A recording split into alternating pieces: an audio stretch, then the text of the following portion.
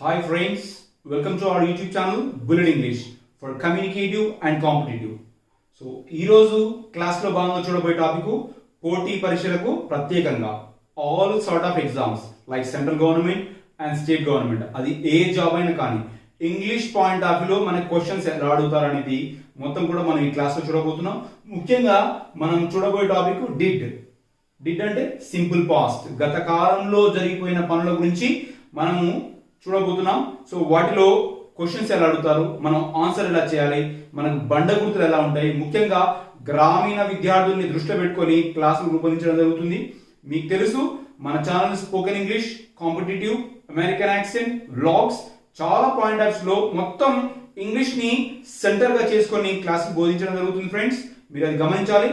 So class చూడబోయే ముందు నేను మీకు చేసే రిక్వెస్ట్ ఒకటే, మన వీడియోస్ ని చూసి మీరు ఖచ్చితంగా కామెంట్ చేయండి, లైక్ చేయండి, నెక్స్ట్ షేర్ చేయండి, సబ్స్క్రైబ్ చేయండి. మీరు ఇలా ఫీడ్బ్యాక్ ఇచ్చుకుంటూ పోతే నేను చాలా మంచి క్లాసులు రూపొందించడం జరుగుతుంది friends. So I request you to subscribe my channel. Thank you and let us see the class. So ఈ రోజు క్లాస్ లో భాగంగా మనం చూడబోయే టాపిక్ డిడ్ సింపుల్ పాస్ట్, అంటే గత కాలంలో జరిగిపోయిన పనులు. గత కాలం అంటే అది ఏదో కొన్ని వేల సంవత్సరాల క్రితం కాదు, జస్ట్ 1 minute క్రితం కూడా జరిగిపోయిందని కూడా గత కాలంలో జరిగిపోయింది అంటారన్నమాట. సో మనకి ఇక్కడ did v1 is equal to v2 అని రాశాను చూడండి. ఇక్కడ డిడ్ అనేది సహాయక క్రియ.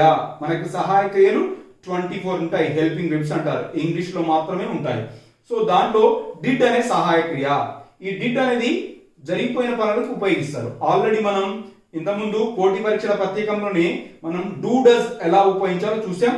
ఇప్పుడు did plus v1 is equal to v2 అనమాట. సో మనకి మామూలుగా మ్యాథమెటిక్స్ రూపంలో did plus v1 is equal to v2 అనమాట. డిడ్ ఉంది అనుకోండి సెంటెన్స్ లో v1 ఉండాలి, ఒకవేళ డిడ్ లేదనుకోండి v2 ఉండాలి సెంటెన్స్ లో, రైట్? ఇది జస్ట్ చూడండి, మీకు అర్థమవుతుంది ప్రాసెస్. నెక్స్ట్ ఇక్కడ సబ్జెక్ట్స్ రాశాను, I, we, you, he, she, it, they, Raghu, Priya. అంటే ఇక్కడ ఇవన్నీ ప్రొనౌన్స్, సబ్జెక్ట్స్ అంటారు వీటిని, మీకు తెలుసు ఆల్రెడీ సబ్జెక్ట్స్ అంటారు. ఈ సబ్జెక్ట్స్ అనేవి ప్రొనౌన్ రూపంలో అంటే సర్వనామం రూపంలో ఉంటాయి, లేకపోతే నౌన్ రూపంలో ఉంటాయి. నౌన్ అంటే రఘు, ప్రియ. మరి వీటన్నిటికీ మనం హెల్పింగ్ వెబ్ ఒకటో ఉపయోగించాం, అది డిడ్ మాత్రమే. బట్ ఇంత ముందు క్లాస్ లో మనం డూ డస్ కూడా ఉపయోగించడం జరిగింది. బట్ ఇక్కడ మాత్రం చాలా సింపుల్, మనకి డిడ్ మాత్రమే అన్ని సబ్జెక్ట్స్ ఉంటుంది. సో ఇది ఖచ్చితంగా గుర్తుపెట్టుకోండి. ఇది గుర్తుపెట్టుకుంటే మనకి నెక్స్ట్ టాపిక్ మొత్తం కూడా మనకు అర్థమవుతుంది. సో ఇక్కడ చూడండి, కీవర్డ్స్. కీవర్డ్స్ అంటే ఏంటి? ముఖ్యమైన పదాలు. ఇవి గుర్తుపెట్టుకుంటే మనకి ఎగ్జామ్ ఎంత టఫ్ గా క్వశ్చన్ అడిగినా సరే మనకి ఈజీగా చేయొచ్చు.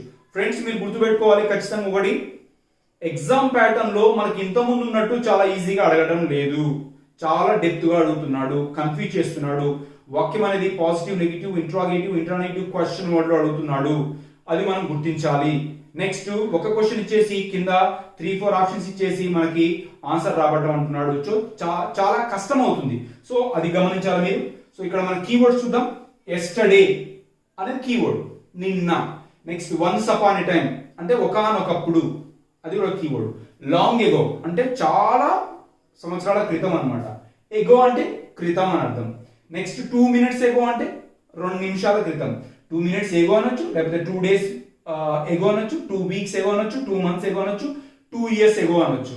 సో మొత్తానికి మనకి ఎగో అనేది ఉందనుకోండి, ఏజిఓ ఎగో అని ఉందనుకోండి, మనకి అది సింపుల్ పాస్ట్ కు సంబంధించిన, డిడ్ కు సంబంధించిన కీవర్డ్ అని మీరు గుర్తుపెట్టుకోవాలి. Next in 2000, for example I was Born in 1982 అనుకోండి. ఇన్ 1982 అన్నాను కదా. సో ఇన్ 1982 అన్నప్పుడు ఇక్కడ 2000 కావచ్చు, 1982 కావచ్చు, 1947 కావచ్చు. ఎప్పుడైనా సరే ఇన్ అని వచ్చి పక్కన మనకి ఇయర్ వచ్చింది అనుకోండి, అది ఖచ్చితంగా డిడ్ కు సంబంధించినది కీవర్డ్ అని గుర్తుపెట్టుకోవాలి, సింపుల్ పాస్ట్ కు సంబంధించిన కీవర్డ్ అని గుర్తుపెట్టుకోవాలి. నెక్స్ట్ ఇక్కడ చూడండి, ఫ్రమ్ జనవరి టు ఏప్రిల్. ఇక్కడ ఫ్రమ్ వచ్చేసి 2 వచ్చింది చూడండి. ఫ్రమ్ జనవరి టు ఏప్రిల్ అంటే ఒక మంత్ నుండి ఇంకో మంత్ కి ఇండికేట్ చేసేటప్పుడు కూడా ఫ్రమ్ 2 అని వచ్చినప్పుడు అది కూడా సింపుల్ పాస్ట్ నే ఉపయోగించాలనేది మీరు గుర్తుపెట్టుకోవాలి. కొన్ని కన్ఫ్యూజన్ ఉంటుంది మనకి. ప్రెజెంట్ పర్ఫెక్ట్ కంటిన్యూస్ లో ఫర్ అని, సిన్స్ అని ఉపయోగిస్తారు, అక్కడ మీకు క్లియర్ గా చెప్తాను. బట్ ఇక్కడ ఫ్రమ్ 2 అనుండి మంత్స్ కానీ ఇయర్ కానీ వచ్చినట్టు ఖచ్చితంగా ఇది సింపుల్ పాస్ట్ వర్డ్ అని, డిడ్ సంబంధించిన కీవర్డ్ అని గుర్తుపెట్టుకోవాలి. నెక్స్ట్ ఇక్కడ చూడండి, సేమ్ రాశాను, ఫ్రమ్ టు 2000 to 2020, అది ఏదైనా కావచ్చు సంవత్సరం. From 1947 to 2020. ఇక్కడ మనకు ఫ్రమ్ టు అని ఉందంటే మనకు ఖచ్చితంగా అది సింపుల్ పాస్ట్ సంబంధించింది, డిడ్ సంబంధించిందని మనం గుర్తుంచుకోవాలి. Next lately. లేట్లీ ఇది కూడా మనకి ఒక మనకి keyword. Next last night. Last night అంటే గడిచిపోయిన రాత్రి. నెక్స్ట్ లాస్ట్ వీక్ గత వారం. Last month, last year, last అని ఏది వచ్చినా సరే అది మన కీవర్డ్ అని మనం గుర్తుపెట్టుకోవాలి. ఎస్, సో ఇది మీకు అర్థమైంది అనుకుంటాను ఫ్రెండ్స్.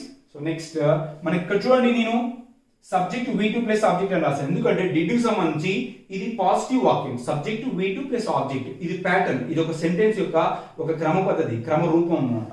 సో ఇక్కడ ఎగ్జాంపుల్ 1 రాసిన చూడండి, ఐ ఇది సబ్జెక్ట్, కేమ్ అంటే V2. నెక్స్ట్ ఇక్కడ ఇది మొత్తం కూడా ఆబ్జెక్ట్ అంటారు. ఐ కేమ్ హోమ్ ఎస్టర్డే, నేను నిన్న ఇంటికి వచ్చాను. ఇక్కడ మన దీంట్లో కీవర్డ్ ఏంటి మరి? ఎస్టర్డే. ఎస్టర్డే చూడండి, ఇక్కడ ఎస్టర్డే కీవర్డ్, రైట్. ఇక్కడ కేమ్, కమ్, కేమ్, కమ్ అనేది V1, కేమ్ అనేది V2, రైట్. సో ఈ రకంగా మనకి ఇక్కడ మిస్ చేస్తాడు, ఇక్కడ మిస్ చేస్తాడు. దాని ఎలాగో మీకు ఎగ్జాంపుల్స్ మొత్తం మల్టిపుల్ చాయిస్ క్వశ్చన్స్ తో మీకు చూపించబోతున్నాను నేను. నెక్స్ట్ ఇంకొక ఎగ్జాంపుల్ చూద్దాం. She spoke to me 2 hours ago. She spoke అంటే ఏంటి? ఇక్కడ V2. She spoke to me 2 hours ago. ఎగో అనేది మనకి ఇక్కడ కీవర్డ్. అంటే ఇది సబ్జెక్ట్, ఇది V2, ఇది మొత్తం కూడా ఆబ్జెక్ట్ కింద వస్తుంది. మన కీవర్డ్ ఎగో అన్నమాట. సో కీవర్డ్ ఇక్కడ మిస్ చేస్తాడు, అది ఇక్కడ మిస్ చేస్తాడు. ఆమె నాతో 2 గంటల క్రితం మాట్లాడింది. సో ఈ రకంగా మీకు క్వశ్చన్స్, మీకు అనేది కీవర్డ్స్ అనేది సెంటెన్స్ అనేది ఉంటుంది. సో ఇప్పుడు మనం మల్టిపుల్ చాయిస్ క్వశ్చన్స్ లో క్వశ్చన్స్ ఎలా అడుగుతారు అనేది ఇప్పుడు మనం చూడబోతున్నాం friends. So let us see now.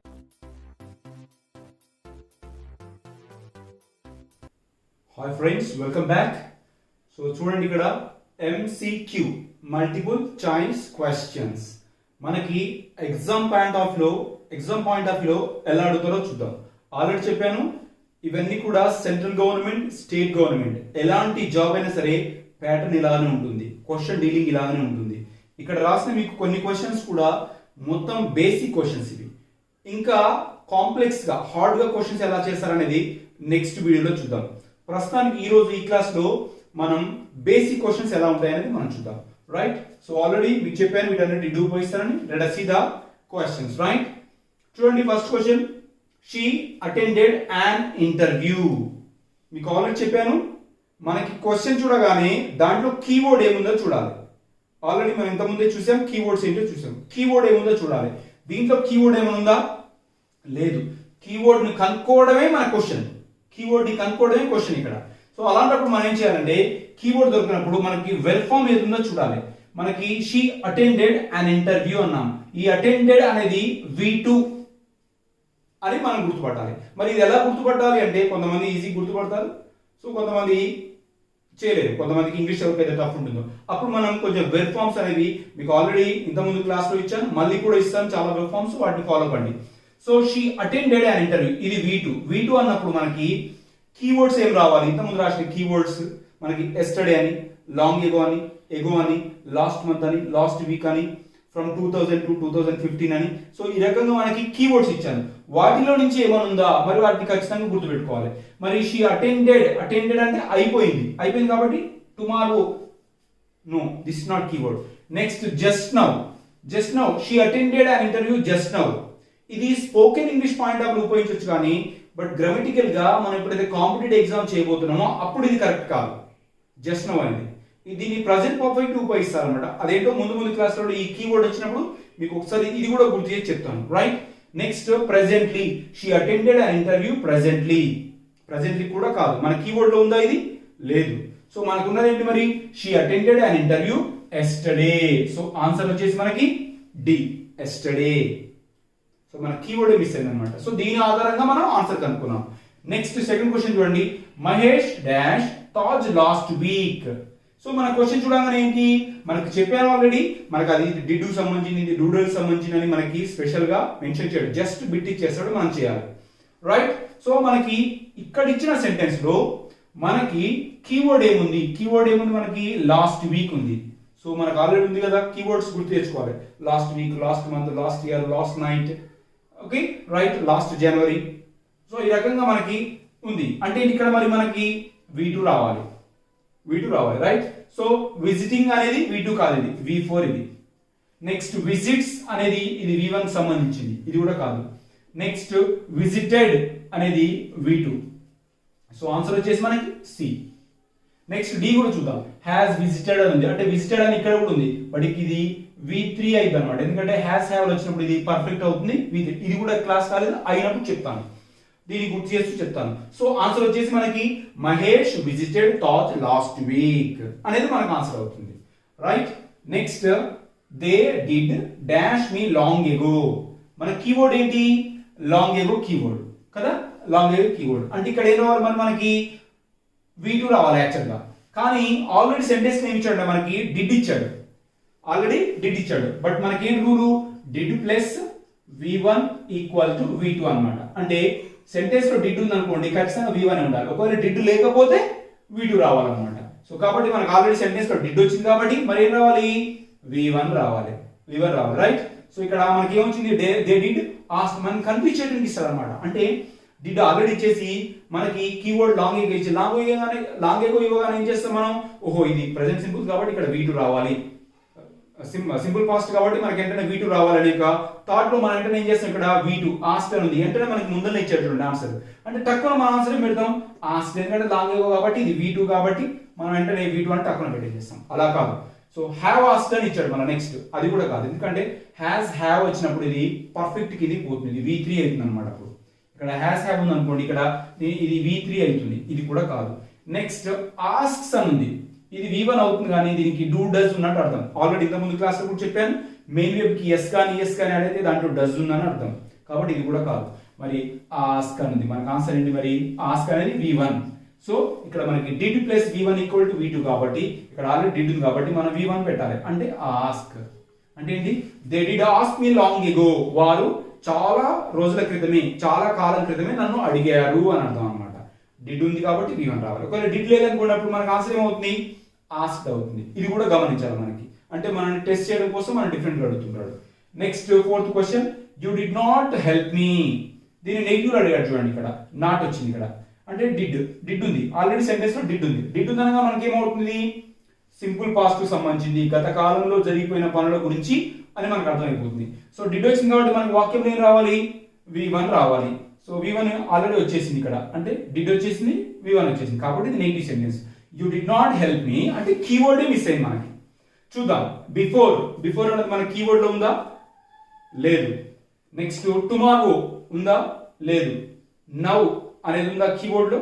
లేదు. ఇన్ 2015 ఇన్ అని రావాలి, ఇన్ అని వచ్చి ఇయర్ రావాలి, అంటే మనకు ఆన్సర్ ఏమవుతుంది? డి అవుతుంది. In 2015 you did not help me in 2015.